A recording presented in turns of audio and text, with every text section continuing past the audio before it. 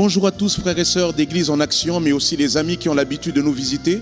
Aujourd'hui, nous inaugurons un culte un peu particulier puisqu'il se passe en ligne, mais pour autant, c'est un culte.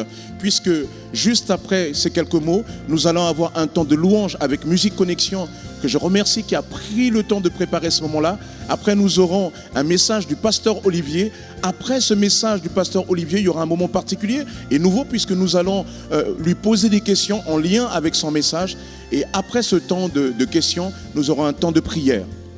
Et juste à l'issue de ce temps de prière, nous aurons aussi un temps de Sainte Seine. C'est pourquoi je vous propose dès à présent déjà de préparer la Sainte Seine chez vous, là où vous êtes, un plateau déjà prêt, d'autant plus si vous êtes une grande famille, parce que nous voulons véritablement vivre ensemble ce moment de communion fraternelle les uns avec les autres. De toute façon, l'Église n'a jamais été les murs. Eh bien, nous avons là une opportunité de vivre cette réalité-là en Christ Jésus. J'espère véritablement que ce moment va vous faire du bien.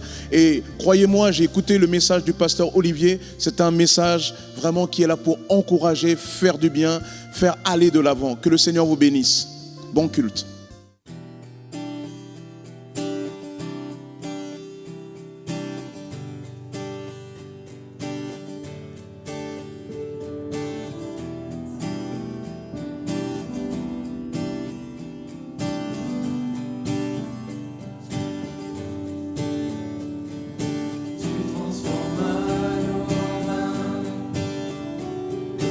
Touche les yeux de ta main,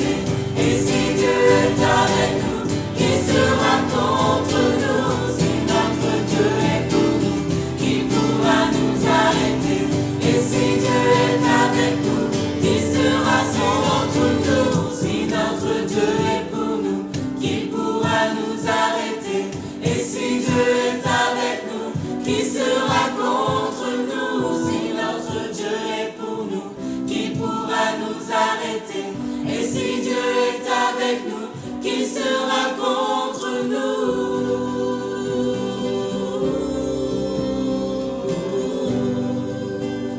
Qui sera contre nous?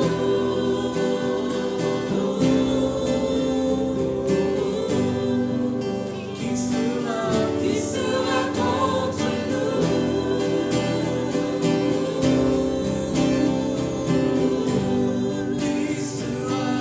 Qui sera contre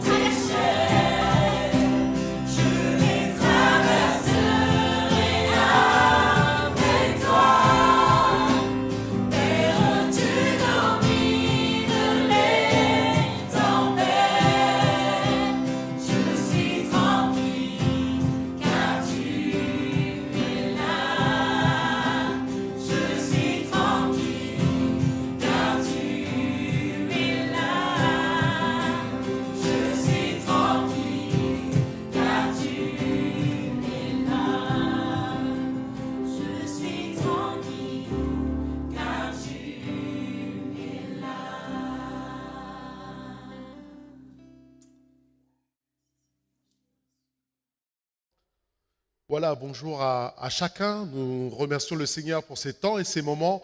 Et nous remercions le Seigneur pour cette louange qui a été apportée par Louange Connexion, cette louange des qualités qui arrive jusqu'à chez vous. Que Dieu vous bénisse chacun dans vos familles, dans vos foyers actuellement. Et c'est vrai qu'en cet instant, nous vivons des temps assez particuliers à travers ce virus qui se propage en France, les églises qui sont en stand-by, et peut-être que certains vivent des moments difficiles, des moments où ton église te manque, où tu passes des moments un peu difficiles, où tu aimerais avoir l'adoration et la louange dans l'église. Mais nous voulons venir jusqu'à toi pour t'encourager, pour te dire que l'église, ce n'est pas simplement ces quatre murs, mais l'église, c'est toi et moi. Alléluia, amen. L'église, c'est toi parce que la Bible nous dit que tu es une pierre vivante. C'est ce que nous dit 1 Pierre 2, chapitre 4, verset 4, qui nous dit « Approchez-vous de lui, pierre vivante, rejetée par les hommes, mais choisie et précieuse devant Dieu.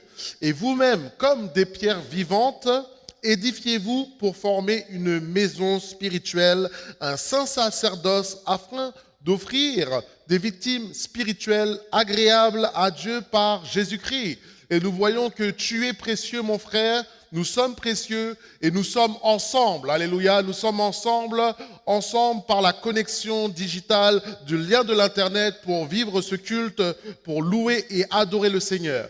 L'Éternel a mis cette pensée sur mon cœur et la pensée est simplement que je voudrais vous apporter ce matin, ça serait la pensée, la puissance de l'encouragement. Pour te dire qu'il y a une puissance dans l'encouragement. La définition de l'encouragement, il est dit que c'est donner du courage à quelqu'un, le réconforter, inciter à persévérer, à faire mieux, inspirer quelqu'un à avoir du courage pour agir dans telle ou telle manière, le pousser à faire quelque chose. Encore, c'est favoriser une action, une activité, stimuler le développement. C'est pour cela que j'aimerais que nous puissions lire ensemble dans la parole de Dieu. Si tu as la Bible avec toi, sur ton téléphone ou sur ta Bible papier, Hébreux chapitre 3, verset 12. Hébreux chapitre 3, verset 12. Il nous est dit, « Prenez garde, frères, que quelques-uns de vous n'aient un cœur mauvais et incrédule, au point de se détourner du Dieu vivant.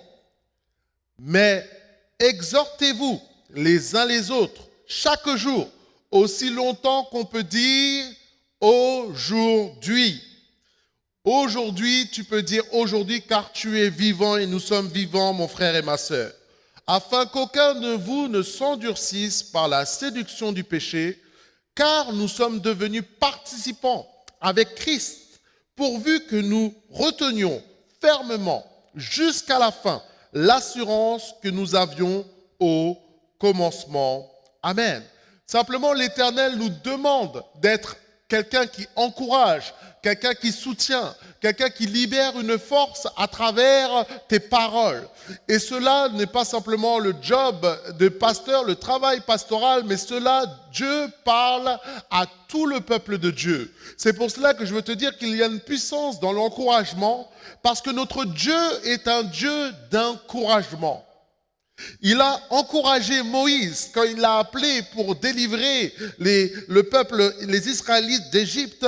Il a dit, va donc, je serai ta bouche et je t'enseignerai ce que tu dois dire. Il a été avec Moïse. Il a été avec Josué. Quand il a donné ses ordres à Josué, il a dit, fortifie-toi et prends courage, car c'est toi qui feras entrer les enfants en Israël, dans le pays que j'ai promis, Deutéronome, chapitre 31, verset 23. Il a encouragé Gédéon lors de sa mission pour affronter Madian. Il a dit, va avec la force que tu as, va avec la force qu'il t'a communiquée, d'encourager, de délivrer ton peuple. Mais il a été aussi avec Paul, avec tous les hommes de Dieu qui se sont tenus et sont tournés vers le Seigneur, qui ont appelé l'aide de Dieu. Dieu a été ce Dieu de l'encouragement qui est venu encourager ses serviteurs pour accomplir sa mission. Il a dit à Paul, dans une vision, prends courage, car de même que tu as rendu témoignage de moi en Jérusalem, il faut que tu rendes témoignage à Rome. Acte 23, verset 11. Ce que je veux te dire, c'est là où tu es, en cet instant où peut-être que tu es découragé, que tu vis des situations difficiles à cause de cette psychose qui s'empare de la France, à cause du fait que justement tu ne peux pas vivre ton culte comme tu voudrais à l'église. Je veux te dire que Dieu veut t'encourager aujourd'hui. Là où tu es, l'Éternel est avec toi. Il te dit, tiens bon, parce qu'il veut que tu sois debout pour soutenir tes enfants, pour soutenir ta femme, pour soutenir tes enfants, pour soutenir ta famille, pour soutenir ton service, tes amitiés. Quel que soit le cadre dans lequel tu es, l'Éternel veut t'encourager ce matin pour te dire que tu n'es pas seul. Alléluia. Tu n'es point seul. L'Éternel est avec toi. Il ne te délaissera point. Il ne t'abandonnera point, nous dit Hébreux 13:5. Et tu vas avoir cette assurance dans ces temps qui peuvent être difficiles, que tu peux t'accrocher à la main du Seigneur, car il est bon et il est fidèle. Amen. Et nous voyons aussi que Dieu est ce Dieu de l'encouragement, et Dieu a produit aussi des serviteurs de l'encouragement, des exemples, des hommes qui ont reçu ce manteau de l'encouragement, et cela me fait penser à Barnabas. Alors je ne sais pas si tu connais Barnabas, et Barnabas il était dit qu'il était le fils de l'exhortation. Nous dit Actes chapitre 4 verset 36. À la base son nom était Joseph. Il était lévite originaire de Chypre, mais il était tellement zélé, tellement enthousiaste, tellement rempli de l'esprit que les apôtres qui étaient des enseignants, des docteurs, qui étaient des hommes de Dieu ont dit, toi, nous n'allons plus t'appeler Joseph, nous allons t'appeler Barnabas, qui signifie fils de l'exhortation, qui signifie fils de l'encouragement. Tu es la personne qui doit encourager, qui doit soutenir, qui doit pousser et encourager les autres. Nous voyons que par la suite, Barnabas est devenu apôtre lui-même et a été un enseignant, un prédicateur de la parole, a répandu l'évangile à travers Saül, que c'est le premier homme qui a vu Saül dans le sens et qui l'a poussé et qui l'a encouragé dans le ministère et qui l'a présenté aux apôtres pour dire, voilà, cet homme qui persécutait les chrétiens aujourd'hui a été sauvé, a été touché par Dieu. Et maintenant, il parle de la part de Dieu pour annoncer le salut. Il les a présentés aux apôtres. Et puis, par la suite, il est parti en mission avec lui. Barnabas a cru en Saul de Tarse, qui est devenu l'apôtre Paul. C'est pour cela que nous voyons ces différents éléments. C'est que le fils d'exhortation, Jésus, celui qui est l'exhortation, le Dieu de l'encouragement, a encouragé les 12 apôtres. Mais que les 12 apôtres ont encouragé Barnabas. Barnabas, qui est devenu un fils de l'exhortation, qui s'appelait Joseph, a encouragé Saül. Et Saül a encouragé Timothée. C'est pour te dire que c'est une chaîne. L'encouragement est un héritage qui se développe, qui se communique, qui se donne les uns aux autres. Alléluia. C'est pour cela que je veux te parler un jour où il y avait une sœur qui était en organisation pour l'église et elle vivait un moment difficile et moi j'étais passé pendant cette organisation et j'ai vu ce moment était un moment vraiment super, un moment vraiment où on a été béni, on a vraiment vu la main de Dieu par rapport à cela. Et moi je sortais du troisième culte, je sortais dehors, et je la vois et je lui dis, ah ma sœur, franchement ce que tu as fait c'était super, c'était génial, Dieu était là, Dieu agissait. Mais vous savez, moi j'ai parlé comme cela. Mais par la suite, la sœur m'a dit, tu sais, j'étais découragé. J'étais vraiment au bout de mon service. J'étais prêt à tout arrêter. Et tes paroles sont venues à bon point au moment où j'étais le plus découragé pour me donner de la force. Alléluia. C'est pour ça une citation nous dit qu'un encouragement après une critique, c'est le soleil après la pluie. Après la pluie, vient le beau temps. Et le beau temps peut venir à travers tes paroles, mon frère et ma sœur. C'est pour ça que Dieu nous appelle chacun d'entre nous, toi, mon frère, ma sœur, toi, là où tu es, dans ta maison, dans ton foyer, à être un fils de l'encouragement, à être un Barnabas, à être une Bernadette, excuse-moi, à être quelqu'un qui va être rempli d'encouragement, rempli de force pour la communiquer aux autres. Parce que la Bible nous dit, ou il y a une pensée qui nous dit, tel il est, tel nous sommes. tel père, tel fils. Il est le Dieu de l'encouragement. Tu dois être le fils et la fille de l'encouragement, celle qui doit faire la différence là où tu es, quelle que soit la situation en ce moment. Mon frère et ma sœur, tu as l'Esprit de Dieu qui est en toi, tu as l'Esprit de force qui te permet d'aller de l'avant et de pouvoir soutenir les gens autour de toi. Amen. C'est pour ça, Hébreux 3, verset 12 nous dit, et je le répète cette fois en français courant, il nous dit, frères et sœurs, attention, parmi vous, personne ne doit avoir un cœur mauvais, qui ne croit pas, ni abandonner le Dieu vivant. Aujourd'hui, Dieu continue à nous appeler. Alors, chaque jour, donnez-vous du courage les uns aux autres pendant que vous entendez cet appel. Ainsi, le péché ne vous trompera pas et parmi vous, personne ne refusera d'obéir. Nous travaillons maintenant avec Christ à une condition. Nous devons garder solidement jusqu'à la fin la confiance que nous avions quand nous sommes devenus croyants. La synthèse et la pensée de ce texte nous dit que si nous ne nous encourageons pas les uns les autres, nous ne soutenons pas les uns les autres, ce qui peut venir, c'est le découragement. Ce qui peut venir, c'est dans ce contexte de psychose, c'est que le cœur, les conséquences peuvent devenir mauvais. Ça veut dire que le cœur peut se tourner vers le péché, peut se tourner vers les œuvres de la chair. Qu'aucun de nous soit s'endurcisse par la séduction du péché. Voilà les conséquences du manque d'encouragement. Un cœur mauvais, mais aussi un cœur qui peut devenir incrédule. C'est-à-dire un cœur qui dit, bon, dans cette situation, avec les virus, moi j'ai peur, moi je suis fatigué, mais Dieu, ta foi commence à s'égratiner dans ce contexte-là de difficile où tu ne reçois pas forcément les encouragements que tu voudrais avoir. Et cette perte, tu peux avoir la perte de foi, la perte de ton assurance en Jésus. Et elle nous dit que jusqu'au bout, cet engrenage peut t'amener à perdre la foi en Jésus, à rétrograder dans les choses de Dieu. C'est pour cela que l'encouragement est fondamental, mon frère, ma sœur. Que tu reçoives l'encouragement, mais que tu donnes aussi l'encouragement autour de toi. Pourquoi? Parce que si nous sommes comme un réservoir, l'être humain, l'être spirituel est comme un réservoir. Et ce réservoir, il a besoin d'être rempli. Et à chaque fois que tu reçois un encouragement, tu reçois une prédication, tu reçois une exhortation, c'est comme si tu remplis ton réservoir. La Bible nous dit que la foi vient de ce qu'on entend, ce qu'on entend vient de la parole du Christ, Romains chapitre 10, verset 17. Donc j'ai besoin de remplir ce réservoir en moi pour garder une foi forte. De la même manière, si ce réservoir n'est pas rempli, il peut découler le découragement, il peut découler le désespoir, il peut découler la dépression, il peut découler l'abattement, il peut découler quelque chose qui va te tirer vers le bas qui est négatif. Mais le remède à cela, mon frère, ma sœur, c'est l'encouragement. Alléluia. L'encouragement, exhortez-vous les uns les autres chaque jour aussi longtemps qu'on peut dire aujourd'hui. Et aujourd'hui, nous sommes vivants. Aujourd'hui, tu peux recevoir l'encouragement. Aujourd'hui, tu peux encourager ton frère et ta sœur. C'est pour ça que Dieu nous appelle continuellement à encourager que le peuple de Dieu soit un peuple des Barnabas, des Bernadette, des gens, des Bernadates.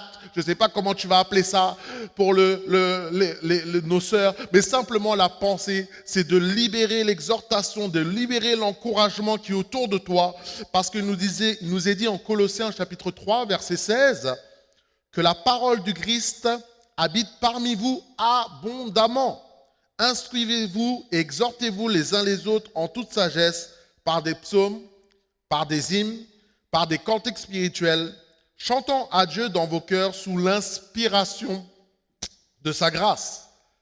1 Thessaloniciens chapitre 5 verset 11 nous dit « Exhortez-vous réciproquement, édifiez-vous les uns les autres comme en réalité vous le faites. » Donc simplement, nous voyons que continuellement la parole nous appelle à être dans cet volume d'encouragement. Et alors que nous n'avons pas la possibilité de nous réunir, je t'encourage à être une source de bénédiction pour ton frère et pour ta sœur, à être une ressource de bénédiction pour ceux qui sont autour de toi. Parce qu'il nous dit une citation, quelques citations pour finir. Un mot d'encouragement lors d'un échec vaut plus qu'une heure d'éloge après un succès. Le succès n'est pas les finales, L'échec n'est pas fatal, c'est le courage de continuer qui compte. Je t'encourage à continuer, je t'encourage à aller de l'avant. Je finis avec cette anecdote. Un jour, je devais partir dans ma troisième année d'école biblique, et alors à un moment, il y a eu un problème par rapport au visa, dans le sens que l'école où je devais aller n'était pas encore reconnue par le gouvernement, ne donnait pas la possibilité de partir. Et je me suis retrouvé en France dans une situation où je dis, je ne comprends pas, Seigneur, tu mets cette pensée de continuer l'école biblique, et là, je me retrouve dans une tension. Et là, je me suis mis à prier, à chercher le Seigneur le matin, à prier. Et tout d'un coup, j'ai reçu un texto. Il était peut-être 8h, 9h, je ne sais pas, de la Guadeloupe. Et il faut dire qu'il y a 6 heures de décalage. Ça veut dire que la personne qui m'a envoyé le texto, il était peut-être 2h, 3h du matin. Elle m'a peut-être envoyé 2 ou 3 textos dans toute ma vie. Mais ce texto-là, il était de la part de Dieu. Alors que je sortais de la prière, le texto me mettait un texto d'encouragement pour continuer dans le chemin que Dieu avait pour moi. Et j'ai repris courage, j'ai su que ce texto venait de Dieu, parce que jamais cette personne m'envoyait de texto, et vu l'heure qu'il était, il n'était pas possible que ça venait simplement de la nature humaine. J'ai repris courage, ça m'a encouragé, j'ai reçu un appel, j'ai pu avoir un emploi pendant 4 mois, 5 mois, jusqu'à pouvoir repartir au Canada par la grâce de Dieu.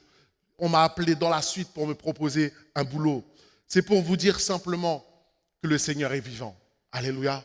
Et le Seigneur parle tantôt d'une manière, tantôt d'une autre. Et il veut utiliser ta bouche dans ces temps difficiles, dans ces situations compliquées. Il veut utiliser ta bouche pour être un instrument de bénédiction. Je conclus donc, Dieu nous appelle chacun d'entre nous à être des Barnabas, à être des fils et des fils d'encouragement pour que son royaume de Dieu puisse avancer, quelles que soient les situations, quels que soient les défis. Amen.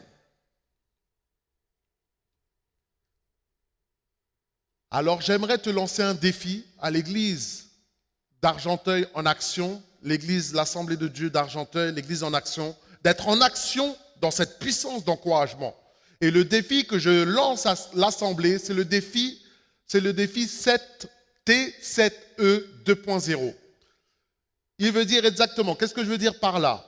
T7E 2.0, texto 7 jours d'encouragement en 2020 à travers le digital. Je t'encourage chaque jour à prendre le temps à prier et que Dieu te mette une personne à cœur pour lui envoyer un texto d'encouragement.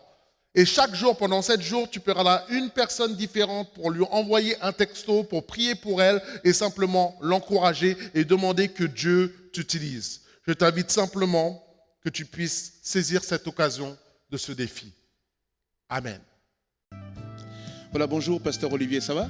Ça va très bien, pasteur Sosten. Bon, en tout cas, merci de ton message, un message d'encouragement qui, je pense, prend un relève particulier en ce moment avec le coronavirus. Et certainement, comme tu l'as dit en introduction, on avait des frères et sœurs, peut-être on a des frères et sœurs qui ont dû être touchés ou directement ou indirectement, parce qu'on a des échos de personnes hospitalisées. En tout cas, je pense que ce message vient en bon moment. Mais peut-être que tu peux nous dire un peu comment ce message t'est particulièrement venu à cœur.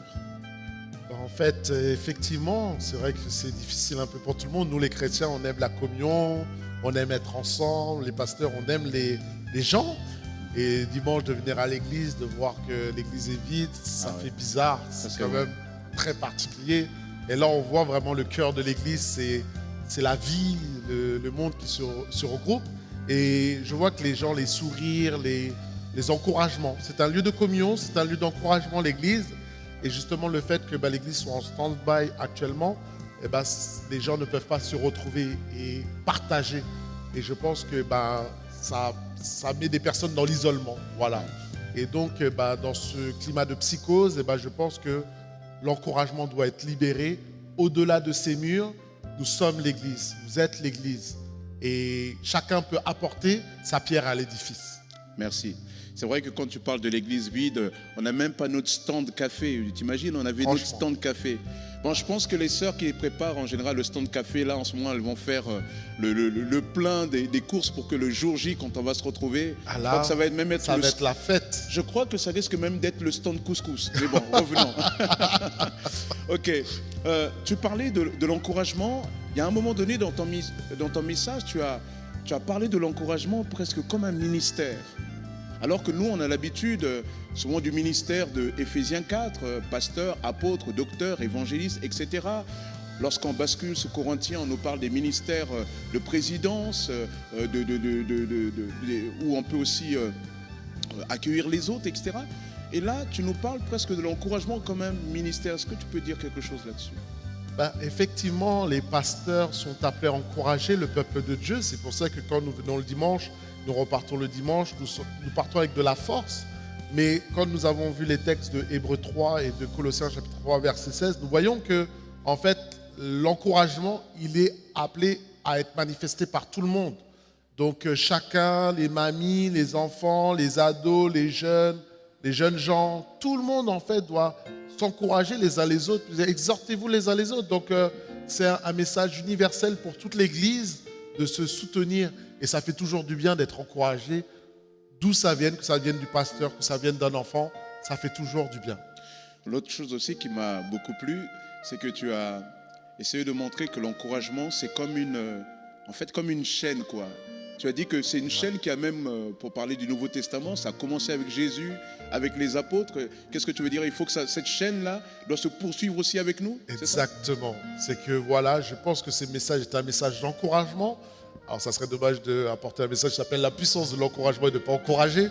Voilà, je pense que certains ont été encouragés par ce message et qu'ils ont reçu de la force et qu'à travers cette force, ils peuvent encourager leurs femmes, encourager leurs enfants, encourager leurs amis, mais encourager leurs voisins, encourager leurs collègues de travail et que cette chaîne continue à se développer pour maintenir ce niveau de communion fraternelle, ce niveau de communion spirituelle, puisque la joie du Seigneur est ma force. Dans le mot encouragement, parce qu'on a bien compris, d'ailleurs à la fin tu as lancé un défi qu'on va voir tout à l'heure. Ce que je comprends bien, c'est que tu es aussi en train de montrer par l'encouragement, parce que tu parlais surtout de l'encouragement au travers de nos mots. Oui. Là, tu es en train de souligner un élément très important de la Bible, la puissance des mots. Alléluia. Ouais, parce que ce n'est pas simplement de... La Bible développe en tout cas beaucoup cette idée, nos mots ont de la force. Qu'est-ce que tu peux dire là-dessus? Effectivement, que la Bible, qu'est-ce qu'est la Bible? C'est un regroupement de mots que Dieu a inspirés. Et quand on entend la parole, ça nous donne de la force en fait. Donc de la même manière, une fois que cette parole est en nous, cet encouragement en nous, elle peut se manifester par des mots et elle peut se manifester à n'importe qui autour de nous, de dire voilà, vous êtes gentil, vous êtes agréable, vous êtes à son boulanger, à son boucher. Et ça, tout le monde est réceptif aux mots gentils. Personne va rejeter des mots de gentillesse.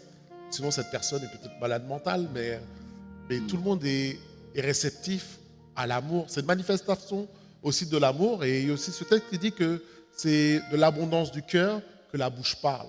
Donc ça montre bien que quelqu'un qui est né de nouveau, qui est chrétien, va parler différemment. Il va voir les choses différemment. Il va encourager différemment. Et c'est pour ça que nous sommes la lumière du monde qui doit briller dans les ténèbres.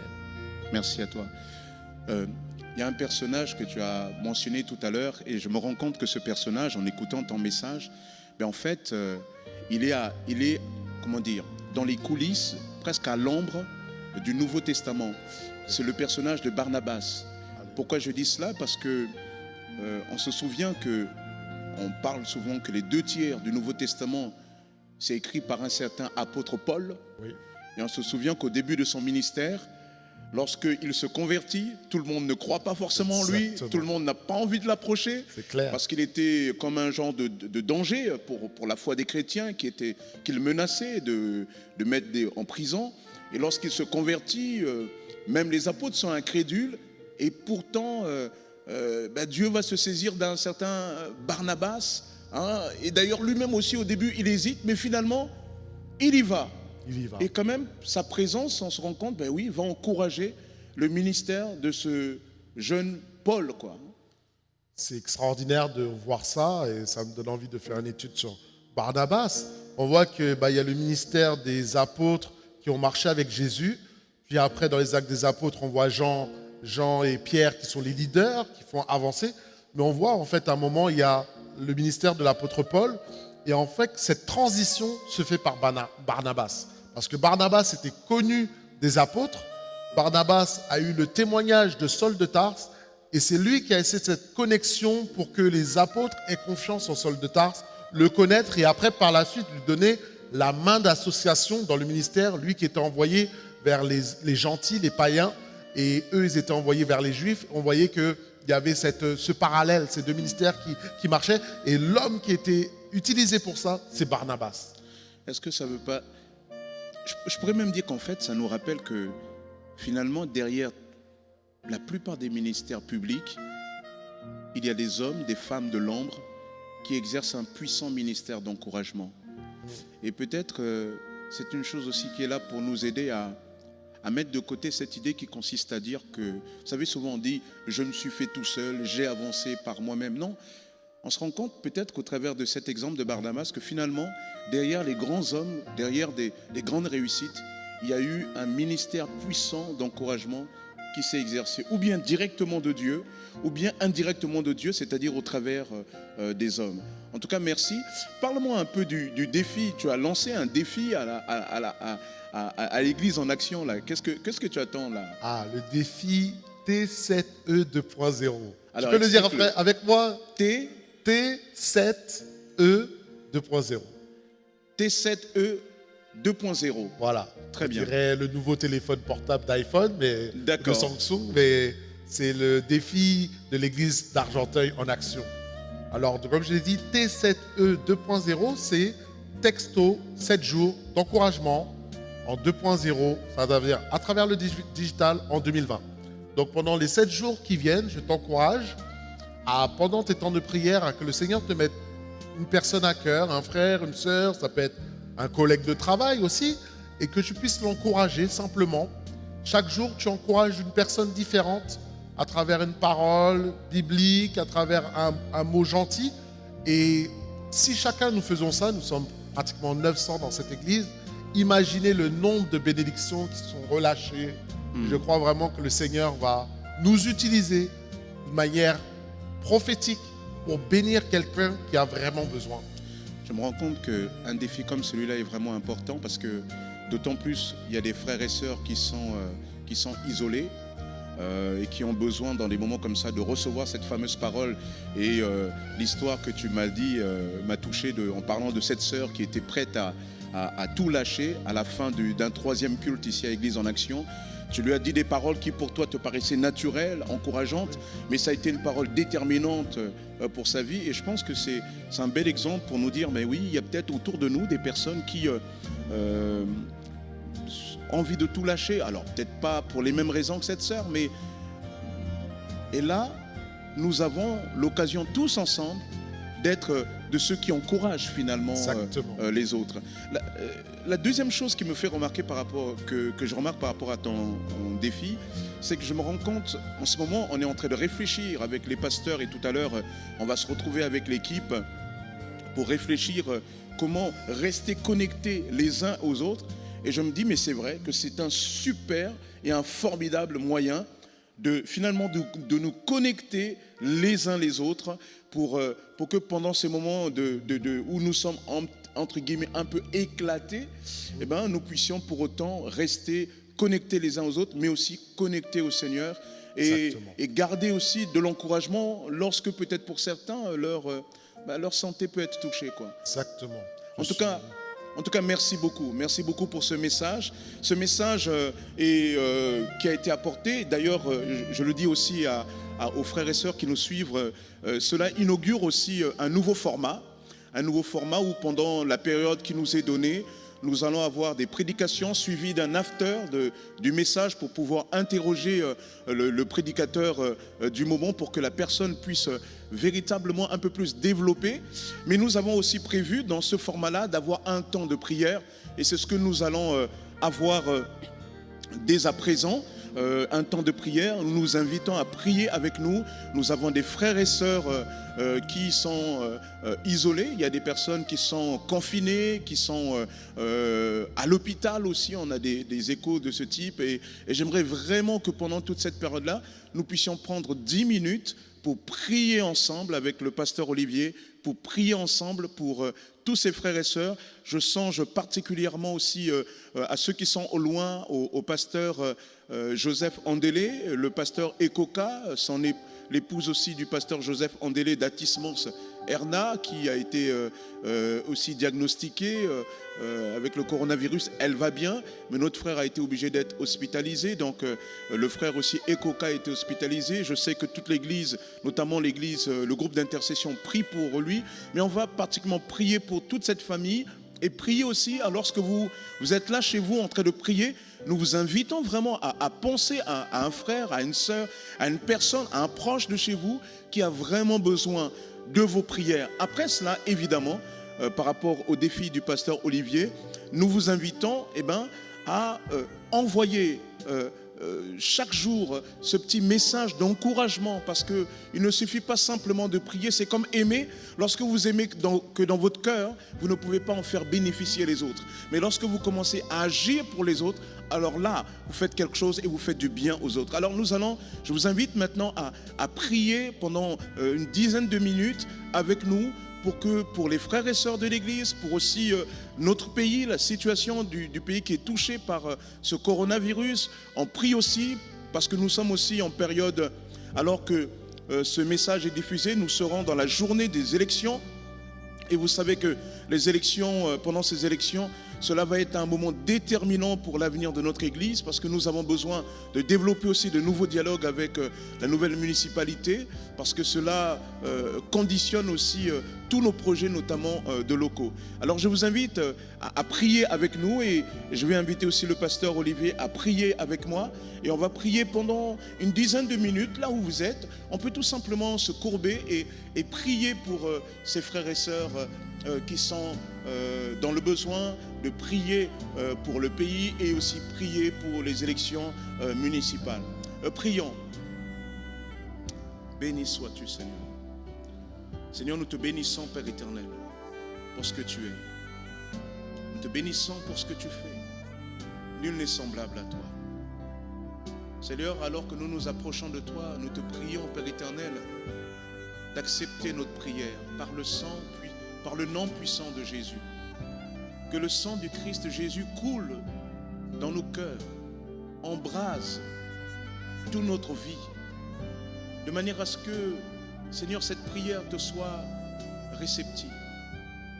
Seigneur, tu nous vois aujourd'hui dans un moment particulier parce que notre pays est touché par cette épidémie. Mais pour autant, c'est une opportunité pour nous de comprendre que l'Église, ce n'est pas les murs, mais c'est autre chose. Et cette autre chose, nous voulons le vivre au travers des moments comme celui-ci. Seigneur, je te prie, Père éternel, pour l'ensemble des frères et sœurs d'Église en action et au-delà, qui sont confrontés à cette épidémie, qui sont eux-mêmes à l'hôpital, ceux qui sont confinés à la maison, ceux qui sont isolés, ceux qui doivent travailler à distance, ceux qui ne peuvent pas se déplacer parce que ils aimeraient aller voir leur famille, mais les circonstances ne le permettent pas, notamment par rapport aux personnes âgées, comme il a été demandé. Seigneur, je te prie vraiment de manifester ta grâce, de manifester ta puissance, de manifester ta compassion. Seigneur, nous avons vraiment besoin de toi. Nous croyons en toi, Jésus. Nous croyons que tu es le Dieu de la guérison, tu es le Dieu du rétablissement. Et nous te prions de rétablir nos frères et sœurs et nos amis dans leur corps. Nous croyons que la puissance de la croix n'a pas cessé il y a 2000 ans, mais elle se poursuit encore aujourd'hui dans les vies. Seigneur, je te prie d'agir pour la gloire de ton nom. Seigneur, alors que nous sommes séparés par cette maladie géographiquement, Père éternel, je veux me souvenir que tu as dit que tu nous laisseras un consolateur, le Saint-Esprit qui sera éternellement avec nous. Alors Seigneur, nous voulons te prier comme de ceux qui ne sont pas seuls. Nous ne sommes pas seuls. Parce que Seigneur, si nos proches ne peuvent pas physiquement, matériellement se rapprocher de nous, Père éternel, toi tu es toujours avec nous et tu es en nous. Alors Seigneur, nous te bénissons, Père éternel. Glorifie ton nom, Jésus. Alléluia, Seigneur. Béni sois-tu, Seigneur. Alléluia. Oui, Seigneur, nous bénissons ton nom éternel, Dieu. Béni Nous te remercions, éternel, parce que tu es celui qui ne nous abandonne pas, tu ne nous délaisses point. Alléluia. Seigneur, nous voyons les personnes qui sont dans la difficulté, les personnes qui sont malades, qui sont atteintes de ces virus. Seigneur, mon Dieu, nous voulons en cet instant que ta main se pose sur leur vie à travers, Seigneur, mon Dieu, Internet. Ta main, Seigneur, mon Dieu, les touche. Ta main, Seigneur, mon Dieu, les visite. Ta main, Seigneur, mon Dieu, les restaure. Ta main, maintenant, les guérit, Seigneur, mon Dieu éternel. Permets, Seigneur, que ce virus soit éradiqué dans leur vie, dans le nom de Jésus-Christ de Nazareth. Parce que tu es venu pour donner la vie. Et cette vie, tu viens la donner en abondance, Seigneur, mon Dieu éternel, pour tes brebis. C'est pour cela que nous prions une restauration totale, Seigneur, mon Dieu, dans leur vie. Soutiens ceux qui sont découragés. Ceux, Seigneur, mon Dieu, qui sont affligés. Ceux qui sont troublés, Seigneur, mon Dieu, par ce climat de psychose, Seigneur, nous les remettons à travers, entre tes mains, à cet instant, Seigneur mon Dieu, que la force de l'encouragement vienne sur leur vie. Tu les fortifies de ta main toute puissante, Seigneur mon Dieu, afin que leur réservoir spirituel soit renouvelé maintenant à cet instant, afin, Seigneur mon Dieu, qu'ils se tiennent debout, qu'ils ne soient pas égarés pour avoir un cœur mauvais, qu'ils ne soient pas égarés pour avoir un cœur incrédule. Tu es un Dieu de la toute-puissance. Tu es le Dieu qui contrôle le ciel et la terre sont sous ta domination. Rien ne se fait sans que tu aies la possibilité de laisser faire, Seigneur mon Dieu. C'est pour cela que nos regards se tournent vers toi. Tout nous viendra le secours. Le secours nous vient de celui qui a fait les cieux et la terre. C'est pour cela, viens au secours de ceux qui sont dans la difficulté, ceux qui sont dans la détresse, ceux qui sont dans la peur. Seigneur, ranime leur foi, ranime leur force, ranime leur pensée, qu'elles soient basées sur la parole de Dieu. Nous les remettons entre tes mains. Je te remets cet esprit, Seigneur mon Dieu, à travers ce défi. Inspire, Seigneur mon Dieu, ton Église. Inspire tes enfants. Enfin, Seigneur mon Dieu, par le Saint-Esprit, tu mets à cœur les gens pendant ces 7 jours pour bénir les gens qui ont besoin. Tu mets les mots, Seigneur mon Dieu, qui viennent non de la chair et du sang, mais qui viennent du Saint-Esprit, parce que tu connais les besoins de chacun. À chaque moment cette semaine, tu connais les besoins. Je prie, Seigneur mon Dieu, que les gens répondent à ce défi pour être des instruments de bénédiction, pour être des instruments de force, pour être des instruments d'amour. Oh Seigneur, nous prions que tu protèges ton Église.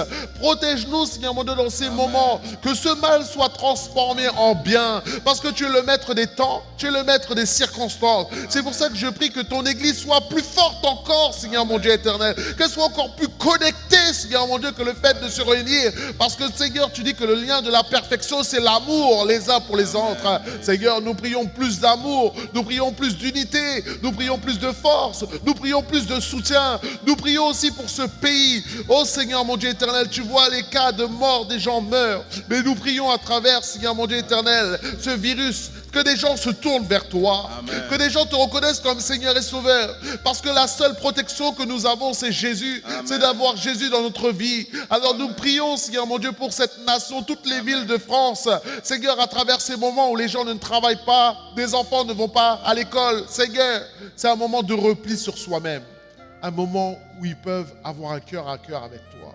C'est pour ça que nous prions, Seigneur, tape à leur cœur, révèle-toi à eux, parce que Jésus, tu reviens bientôt. Seigneur, Sauveur et Maître de l'univers. Amen. Amen. Seigneur, nous voulons te prier pour notre pays, Père éternel. Nous voulons te prier pour le gouvernement, pour le président de la République, pour le Premier ministre, pour l'ensemble des membres du gouvernement. Nous voulons te prier, Père éternel, pour tous ceux qui agissent, Seigneur, dans cette chaîne pour apporter vraiment du bien à l'ensemble de la population. Nous voulons te prier pour les services médicaux, Père éternel. Nous voulons te prier vraiment pour toutes ces personnes-là, Père éternel, qui souvent prennent du risque pour aller au service des autres, ceux qui doivent notamment s'approcher, ceux qui doivent aller visiter, les personnes âgées qui sont isolées. Nous te prions, Père éternel, de les garder, de les protéger, de leur donner aussi vraiment toute ta grâce, Père éternel. Nous te prions pour que le gouvernement puisse prendre des mesures sages, de manière à ce que véritablement cette crise soit gérée de la meilleure des façons. Nous te prions pour l'unité du pays, Amen. Seigneur, que cette unité dépasse, Père éternel, malgré que nous soyons dans un contexte d'élection. les considérations partisanes, mais comme le président l'a appelé de ses voeux, Seigneur, que nous puissions être un face à cette épidémie pour pouvoir l'éradiquer rapidement et que véritablement ton peuple puisse retrouver une vie normale, une vie comme elle en a l'habitude jusqu'à présent. Seigneur, merci aussi de nous permettre au travers de cela de réaliser que nous sommes dans un pays à qui tu as accordé un bon système, Seigneur, de soins. Et Seigneur, nous voulons véritablement que tu puisses aussi donner au gouvernement la réponse à cette attente de ce système de soins pour que ce pays puisse toujours bien fonctionner aussi dans ce domaine. Seigneur, nous voulons te prier enfin pour les élections municipales dans notre ville d'Argenteuil, mais aussi dans les environs. Seigneur, nous te prions, Père éternel, pour que tu puisses poser ta main pour ces élections. Seigneur, nous espérons véritablement un changement dans les nouveaux rapports avec la municipalité, que véritablement, Père éternel, tu puisses poser ta main et tu puisses bénir notre ville. Seigneur, bénis notre ville, bénis les villes aux alentours, bénis les villes de France. Seigneur, que tu poses ta main, que ces élections là aussi se passe bien, qu'il n'y ait pas de propagation de cette contamination, mais Seigneur, que ce rendez-vous citoyen puisse se faire de la manière la plus protectrice qui soit pour les populations. Que ton nom soit béni, Père. Seigneur, nous te prions enfin pour toutes les familles de notre Église ici, qui sont au loin. Nous te prions de les bénir là où ils sont. Là où elles sont, Seigneur, que véritablement ta grâce les accompagne tout le long de cette semaine. Nous te prions pour nos jeunes qui sont obligés de rester à la maison en raison de la fermeture des écoles. Nous te prions qu'ils ne perdent rien au niveau de leur scolarité, mais qu'ils puissent trouver de véritables relais avec leurs professeurs à distance, mais aussi avec un peu plus de travail à la maison. Que ton nom soit béni, Père éternel. Nous te prions pour tous ces sujets afin que ton nom seul, Jésus, soit glorifié. Amen. Amen. Voilà, nous avons partagé ce temps. Alors, il y a une des choses aussi qui nous tient particulièrement à cœur lorsque nous nous rassemblons, c'est les temps de Sainte Seine. Le temps de Sainte Seine, évidemment, vous comprenez bien que nous ne pouvons pas le faire, mais comme nous vous l'avons dit au début de ce message, c'est bien d'avoir préparé un petit plateau Sainte Seine si vous êtes en famille, pour que nous puissions prendre ce repas du Seigneur ensemble d'un même cœur. Alors je vais lire le texte pendant que vous avez déjà ce repas qui est devant vous. C'est un repas qui symbolise notre appartenance au corps de Christ. Ça symbolise aussi notre espérance, puisque nous le prenons en espérant en attendant le retour du Seigneur. Donc on va prendre tout ce repas-là, en pensant que nous sommes dans une chaîne bien plus grande que notre propre salon, notre environnement immédiat.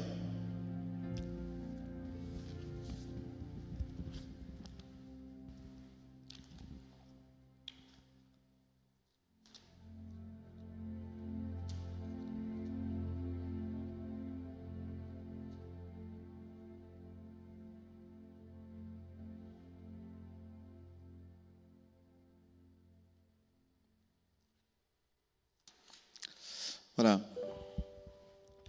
Je lis donc.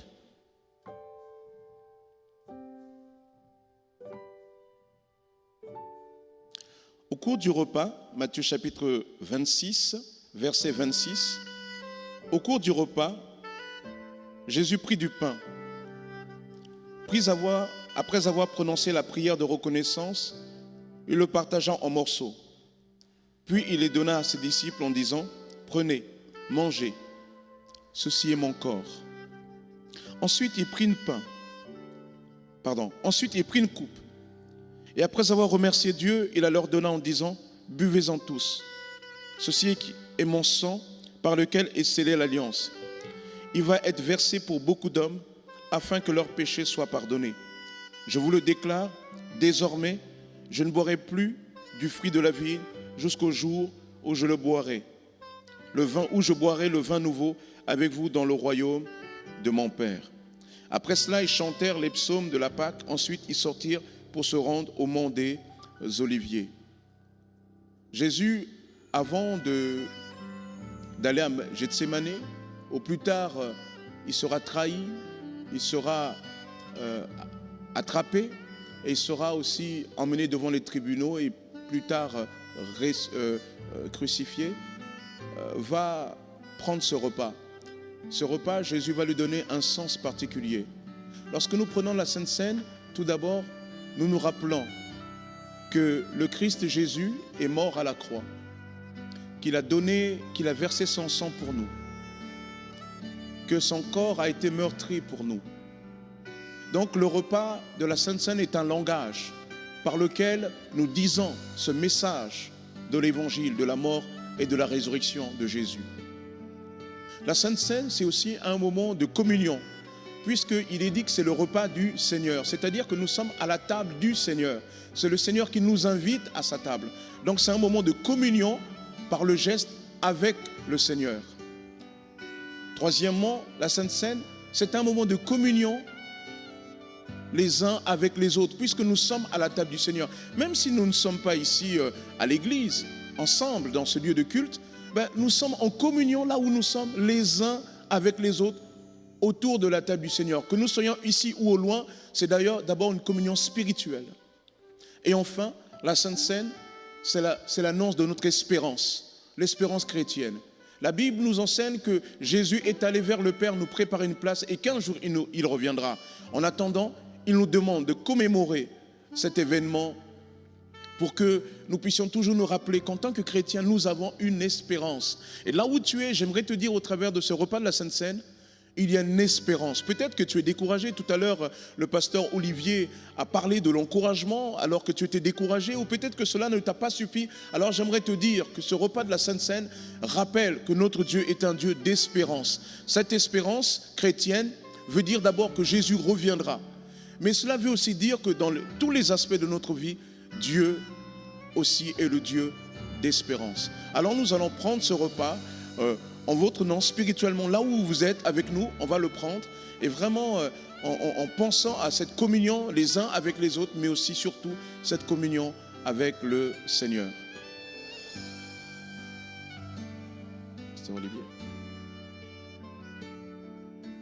Voilà, on demande aussi on a quelques frères et sœurs qui sont avec nous.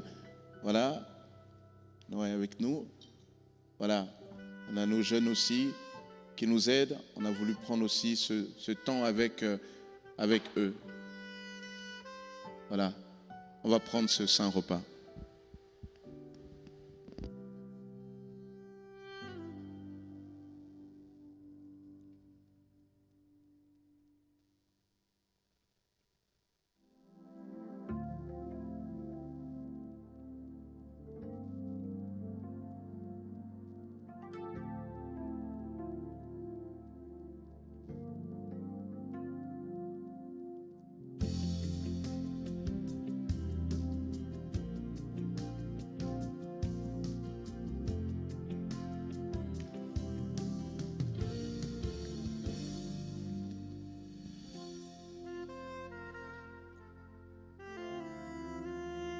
Voilà, merci à nos jeunes.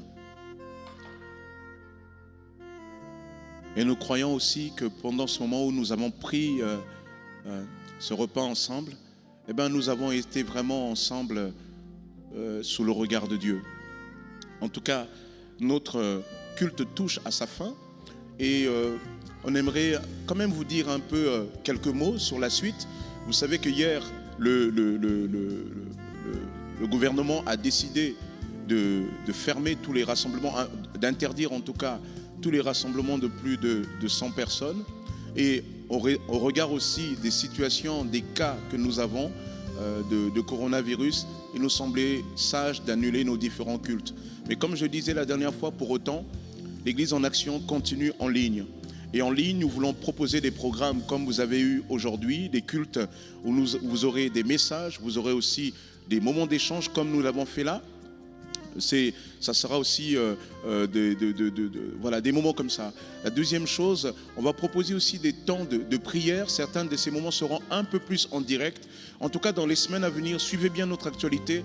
Nous allons vous donner tous les détails. On va vraiment être en mode un véritable programme pour nos églises, pour rester connectés les uns aux autres. Alors certains me diront, mais pasteur, lorsque nous nous retrouvons, nous donnons aussi nos offrandes. Alors rassurez-vous, c'est vrai, vous avez raison. Notre Église a besoin aussi de vivre, vit aussi des dons et des offrandes que nous donnons chaque dimanche.